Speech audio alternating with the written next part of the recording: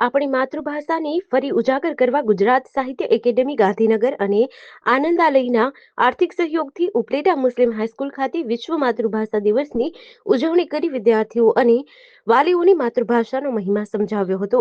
સાથે જ શાળામાં ગુજરાતી પુસ્તકોનું પ્રદર્શન યોજાયું હતું, જેને નિહાળવા અને સમજવા સ્કૂલના વિદ્યાર્થીઓ, શિક્ષકો સહિત બાળકોના વાલીઓ અને લોકો બહોળી સંખ્યામાં એકત્ર થયા હતા. આ કાર્યક્રમનું સમગ્ર સંચાલન મુસ્લિમ સ્કૂલના શિક્ષક આઈજી ઘુઘા સાહેબ દ્વારા કરવામાં આવ્યું હતું.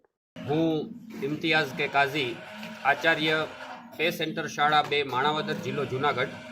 આજે રાજકોટ જિલ્લાના ઉપલેટા તાલુકાની ઉપલેટા શહેરમાં આવેલી મુસ્લિમ હાઈસ્કૂલ ઉપલેટા ખાતે 21મી ફેબ્રુઆરીએ વિશ્વ માતૃભાષા દિનની રંગે ચંગે ઉત્સાહભેર ઉજવણી કરવામાં આવી.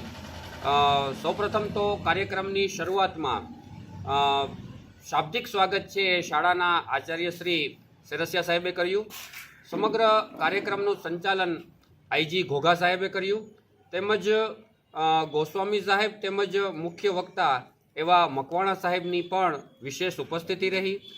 મુસ્લિમ હાઈસ્કૂલના ધોરણ 9થી 12ના વિદ્યાર્થીઓએ આ કાર્યક્રમ માણ્યો.